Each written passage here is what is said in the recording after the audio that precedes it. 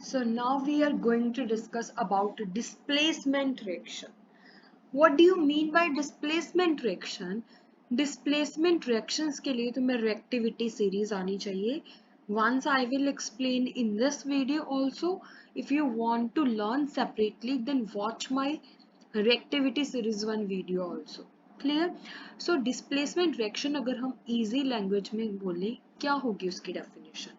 ऐसी reactions जिसमें more reactive element displace कर देगा लेस रिएक्टिव एलिमेंट को उसके ही कंपाउंड से. So let us take the example of this A B से. ठीक है, ए बी एक कंपाउंड है. ठीक है, उसकी रिएक्शन बी के साथ हो रही है. अब अगर मैं कहूं B C is more reactive than A. ठीक है, अगर सी बहुत ज्यादा रिएक्टिव है ए से तो क्या होगा, सी ए को इजिली डिस्प्लेस कर लेगा और इसकी पोजीशन ले लेगा. सो यहाँ पे हमें बी सी नहीं बनाना, हमें सी बी ही बनाना है. ठीक है, प्लस ए. सो ऐसी रिएक्शंस है जिसमें ज्यादा reactive element less reactive element को डिस्प्लेस कर देता है, उन रिएक्शंस को हम बोलते हैं डिस्प्लेसमेंट रिएक्शंस. कौन सी reactions? Displacement reactions. For this you should know the reactivity series. It is also known as activity series. और क्या बोलते हैं हम इसको? Activity series और you can say reactivity series. इसकी definition क्या होती है? Actually it is a series of metals. सिर्फ इसमें एक ही नॉन मेटल होता है, that is hydrogen.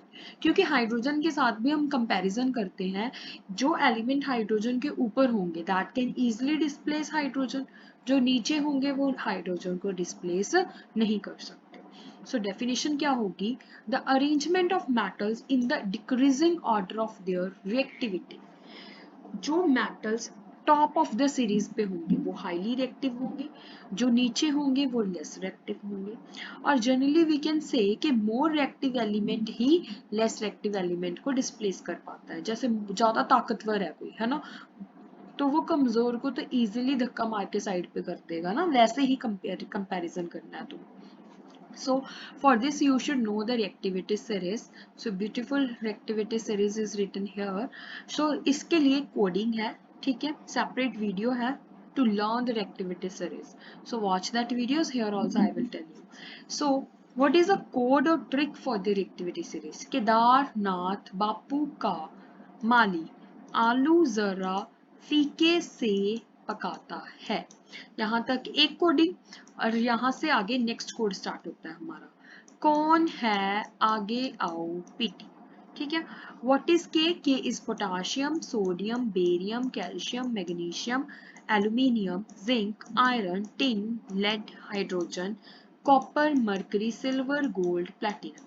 It shows that the metal which is present at the bottom of the series are less reactive, or you can say least reactive.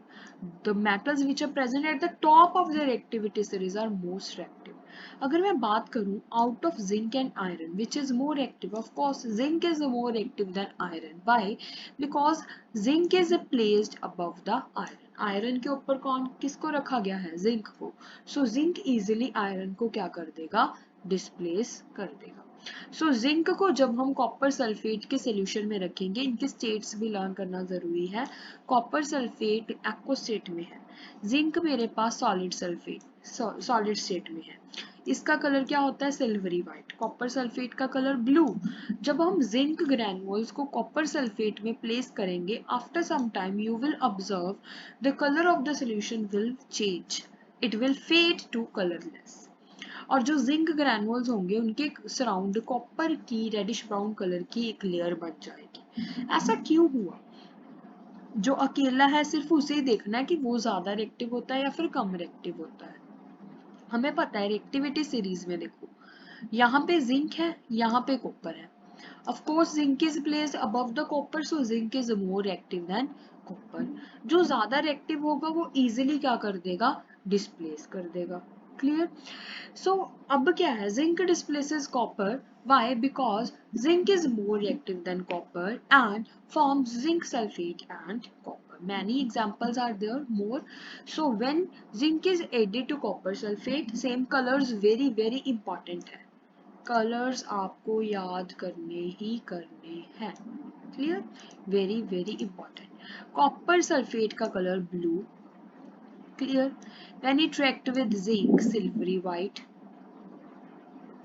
it forms colorless solution and reddish brown copper. Same, copper sulfate blue color, when it reacts with iron gray color, it forms green. ये भी बड़ी important reaction है। Iron Niels को जब हम copper sulphate के solution में रख देते हैं, देन सोल्यूशन का कलर ब्लू से सीधा किस में कन्वर्ट हो जाता है, ग्रीन में, और रेडिश ब्राउन हमारे पास कॉपर डिपॉजिट हो जाता है। ठीक है, सो नेक्स्ट हम करते हैं कॉपर को जब हम आयरन सल्फेट में डालेंगे तो no reaction will take place, because copper is less reactive than iron, it will not displace iron. Copper को जब सिल्वर नाइट्रेट में रखेंगे, then copper is more active than silver, it can easily displace. क्या बन जाएगा, copper nitrate plus silver. Copper nitrate का colour भी क्या होता है, ब्लू, सिल्वर नाइट्रेट का कलर कलरलेस। एनसीईआरटी एक्टिविटी क्या है, आयरन नेल्स वाली, एक टेस्ट ट्यूब लेनी है, उसमें आयरन नेल्स को रखना है और थ्रेड के साथ कॉपर सल्फेट के सॉल्यूशन में ऐड कर देना है। After some time you will observe, firstly the colour of copper sulphate solution is blue, and after the reaction उसका कलर क्या हो जाएगा, ग्रीन। पहले आयरन नेल्स का कलर क्या होगा, grey, but after the reaction उसके अराउंड रेडिश ब्राउन कलर की लेयर डिपॉजिट हो जाएगी, जो किसकी होगी, कॉपर की। And similarly two more reactions are there. Lead is more active than copper, so easily it can displace copper from its solution. Clear? Again, zinc is more active than hydrogen, so it can easily displace hydrogen. So it forms zinc sulfate and hydrogen.